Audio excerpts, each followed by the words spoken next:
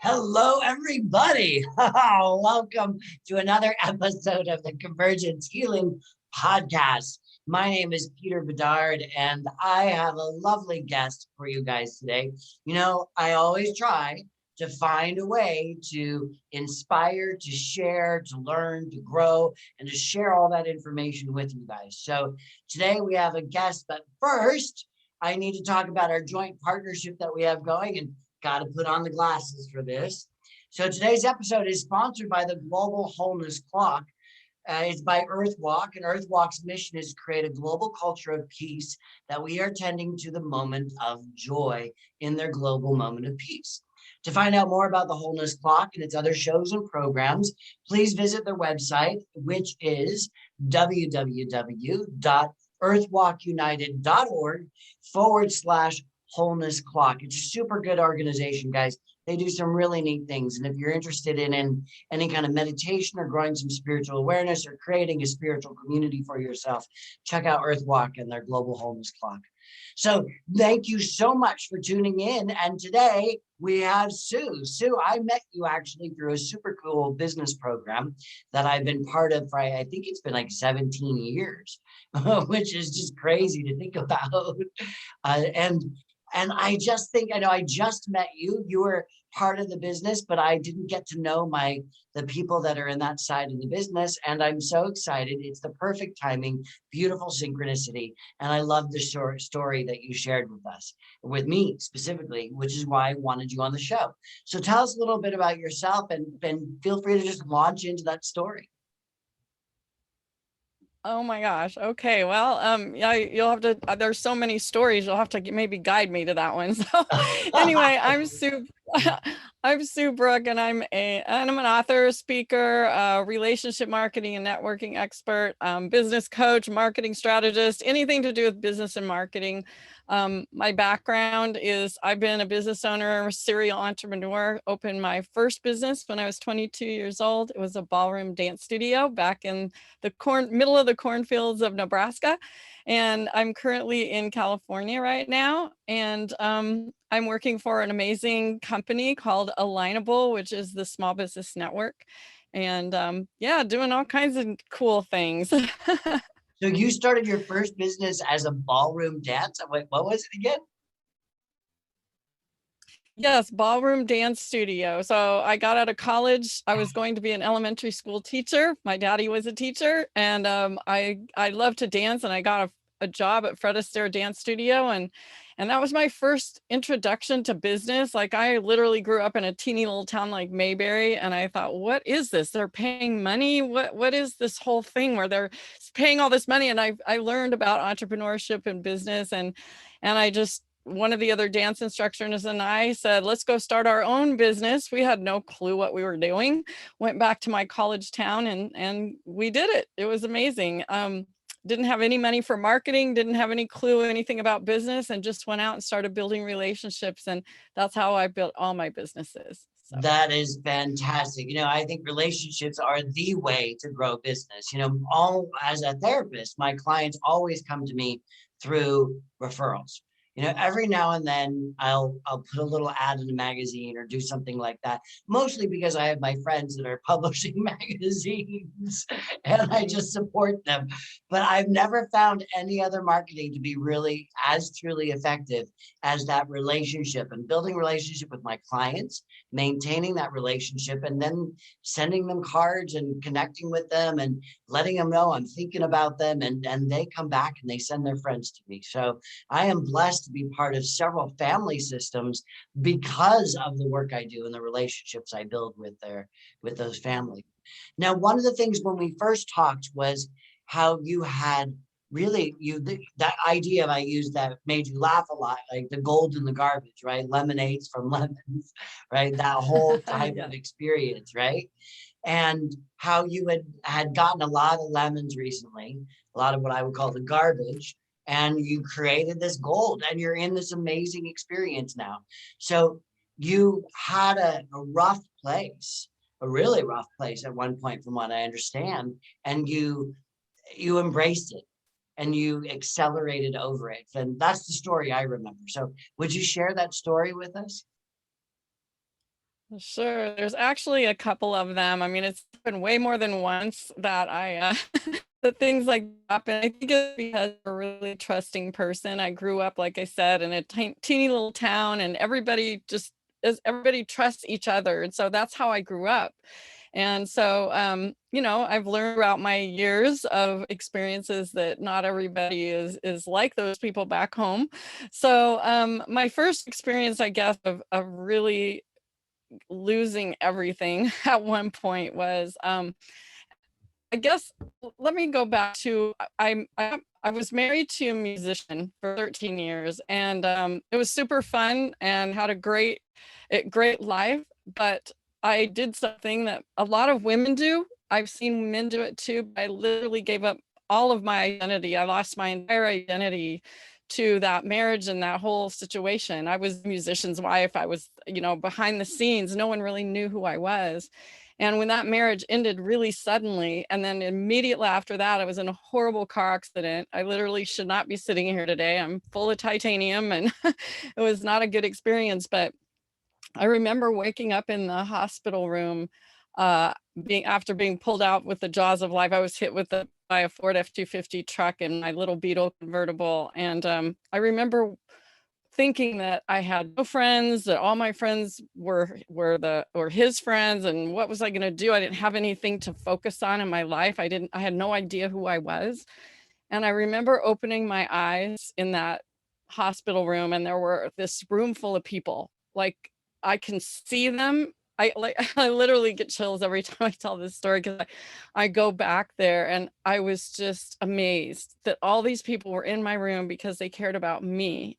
And that was really the first realization that, hey, you know what? I'm going to be the rock star in my life. And so I worked really hard to overcome all of the loss and all of the loss of the identity and create my own. And so that happened. That was the first time. Well, I just want to After identify with that story and just recognize too that your camera has been freezing, but your audio has been great. So we're just going to keep going. So if anybody is watching, apologies for the camera freezing. We are obviously doing this over the internet. And, sometimes that happens, but your story was so amazing. And I could just relate to that because not only in my own personal life, but it's very common for me to find in my practice people who have lost their identity in relationship. They got so enmeshed by that other person and so focused on that other person that they don't know who they are anymore. Their whole life is focused on that person, meeting that person's needs. Unfortunately, that's something that can happen in addictive relationships, or when family systems have mental illness in them, or there's a spouse or a sibling that has an addiction problem as well. But even in normal situations, people get overwhelmed sometimes, and we love other people so much that we forget about ourselves. And so that message that I'm hearing there of you waking up and learning to love yourself and put yourself first and step out of those old patterns. If anybody's interested, there's organizations out there to help you do that. Al-Anon specifically is a great organization. Al-Anon, if you're not familiar with it, it's the 12 steps of AA for friends and families of alcoholics. There's also Codependents Anonymous, or CODA. So I just wanted to share that with people because, again, we're all about inspiring and giving resources. And you just gave the perfect example of someone who was in a codependent, what we would call, or I would call as a therapist, not that I'm analyzing you, but the example you gave of being in a very codependent type of situation and how you came out of that. And wasn't it amazing to realize, because most people in those situations don't know, but to realize how loved you actually are? Absolutely. I mean, after that experience, I'm not saying it was easy to get out of that and to find myself, get over the hurt and the pain and all that, and learning about uh, my life and what happened. I took responsibility for a lot of that, but it's kind of my driving force when we work with people and business owners and women and men and just whatever, just never lose your identity. So I literally created a book called Discover Your I in Your Identity, and I did a compilation book where we got stories from about 15, I think it was, authors on my first book. And it was amazing the number of people that had similar stories in one way or the other, where they lost their identity and discovered it later. So yeah. That's a great title. And it broke up a little bit on there. So just if you could repeat that for a moment, the title of your book. Yes, it's Discover Your Identity. It's a Discover Your I, as in your identity, book series. I have a couple of them. One is Discover Your Inspiration. So yeah. Lovely. That's amazing. Again, that's the gold in the garbage, the lemonade from the lemons, all that type of stuff, right? And like you said, it isn't easy, when you're handed all those lemons or when you're sitting in the garbage. It's not easy, right? Those moments. Tell me about one of those moments where you just recognize that you were sitting in that garbage, if there was one, and you kind of went, I'm going to do something about this. You had to make a decision just to get to where you are right now. So I know there was a moment. Oh, absolutely. There's a lot of moments. One one thing that really catapulted me, it's an interesting one, is I was going through a lot of hurt and pain, and had a lot of bad thoughts about, like, my ex-husband, for example, and the person that he was with. And so I ended up, I had these two other women that were really good friends of mine, three actually, and they had been through similar experiences. And I remember one day we spent a lot of time together, and one day it's like I stopped in my tracks and I started looking at this conversation, which was negative and putting people, it was just all this negative.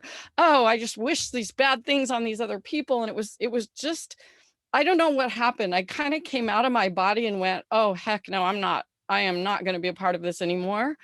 And I literally ended the friendship with these friends because of the negativity. And I decided right then and there that I wasn't allowing any negativity in my life, that I was going to be grateful for every moment that I was alive, because really shouldn't be here today. And that has changed everything for me in my life, everything. I don't allow any negativity in my life. I'll call people out on it. And I don't get sick. I have not been sick in so many years. I honestly can't remember the last time I had a cold. And I know it's because I stay positive. I send out love and kindness into the world, and I live my life that way every single day. That's beautiful. It's true. Our thoughts are things. They really are things. And our thoughts influence and affect our chemical state in our bodies. If we're having those negative thoughts all the time, those victim thoughts, those fearful thoughts, those judgmental thoughts, right? We have those thoughts. They create a chemical in our body that is a stress chemical, and they create that inflammation. That stress chemical contributes to inflammation, all of that type of stuff. You're onto something. Absolutely. When we practice gratitude, we set aside that fear, that judgment, all those types of things. And we're in that experience of, I love my life. I like to say we're cultivating joy, right? We're cultivating joy. There may be that weed of that negative thought or that worry or that opinion or that judgment. Let's pull that out. We don't need to obsess about it. We don't need to beat ourselves up for it. We don't need to judge the judging, right? Some of us get caught in that loop, right? And we just cultivate that joy. You're doing that example you just gave. And one of the things I loved it when we first met is you told us that you are now living, well, you're doing a job that you love that just found you because of who you are, but you're also living in a trailer. You're living in an RV, and this is one of your dreams, right? You're actually exploring the world and doing things. So that's part of why we have that bad reception now and then. And I'm so grateful to be able to share that story. So tell us about living in the RV and this job that you've come to. Okay, so I'm going to fast forward from that experience till I ended up opening my own business. It was a educational learning center, tutoring after school, a private school. I had 2 locations, very successful. I built with no money in the bank, again, building relationships, built this beautiful business by myself on my own with no anybody to help me. And there was a point where I'd made a lot of mistakes. It wasn't easy, but I did it and I was proud of myself. But I was ready to go off and help other business owners because I made all the mistakes. So I could go to talk to anybody and help people not make the mistakes that I made. So I sold my business in 2015, which was ended up being, I made a big mistake. Let me just put it that way. And by the way, I just started a podcast called My Best Business Mistake. And this was probably mine. I sold the business. I didn't find anybody, an attorney or anyone to help me. I thought I could do it on my own, like a lot of business owners do. And long story short, the person that bought my business I ended up financing her, and she only paid a small down payment, and then she never paid anything else, and it ran it into the ground. And I lost everything, like every single penny, every part of me, every single thing that was my child that I birthed from nothing. And it was gone. And I went through a really hard time. And I'm not a person that gets depressed. I don't feel like I've ever been depressed. I learned later that it was more grief than anything, but I got stuck. And I was in this place where I didn't really know what to do. And it was real hard to get past that. Well, all of a sudden, right after that, I got this message on Facebook from a woman that said she was a cousin of my mother's.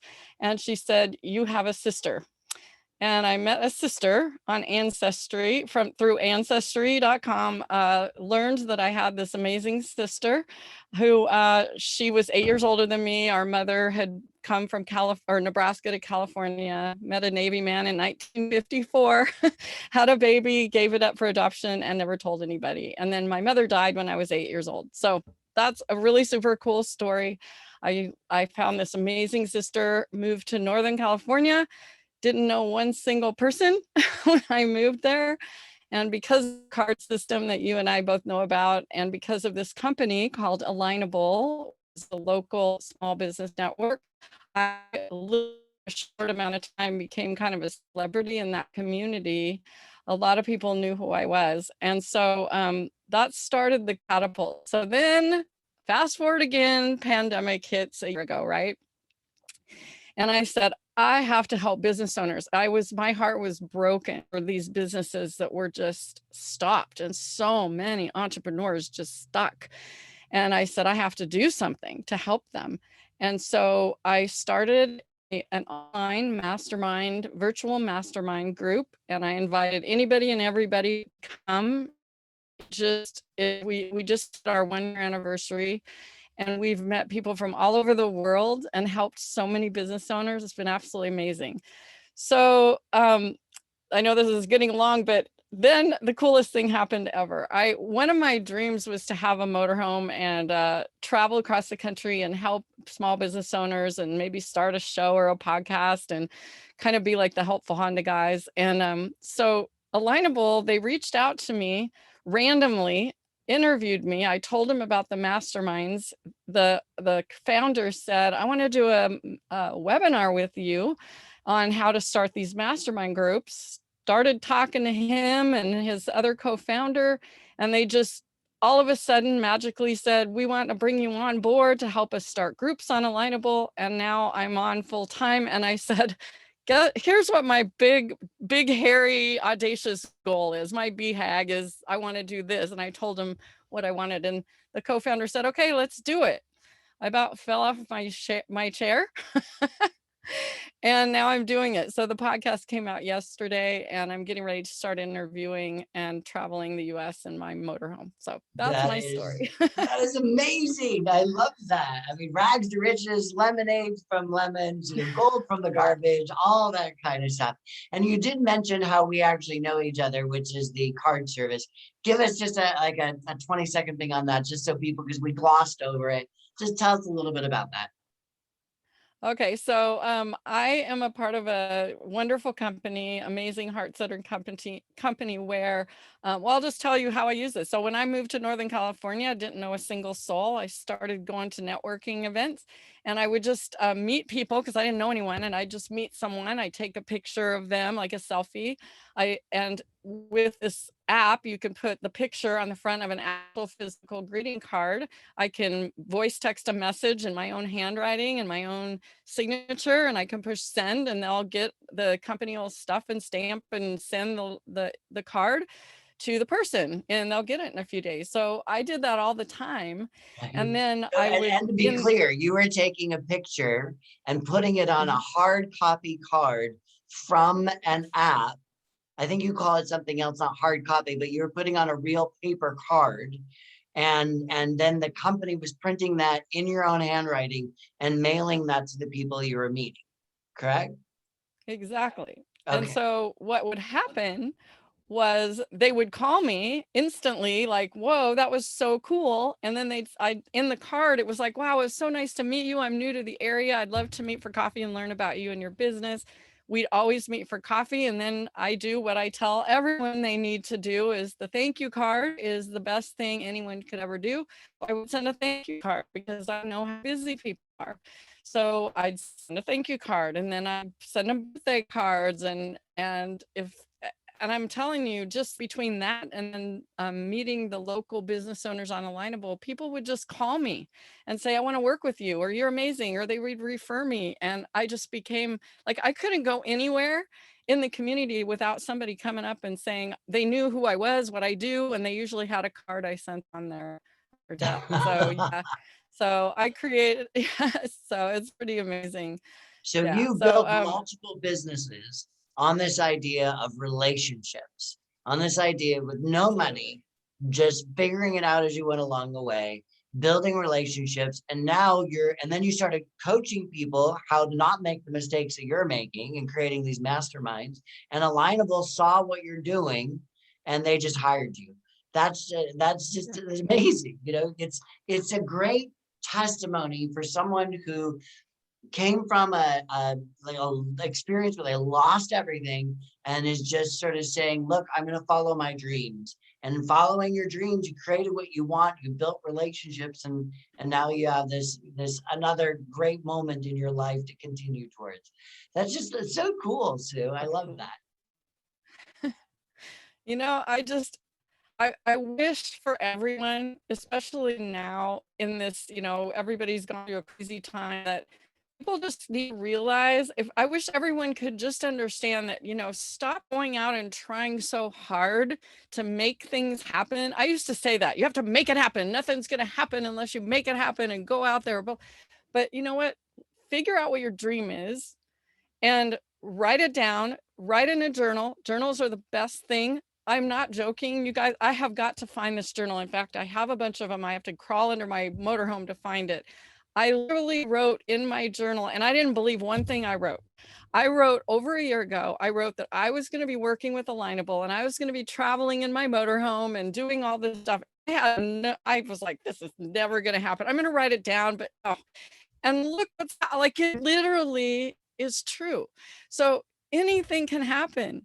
I wish I could just take that energy and put it in everybody's head that don't be scared, just do and let it happen, and don't try to figure out how it's going to happen, because I never in a million years figured out that it would happen like that. Like, I wasn't looking for a job.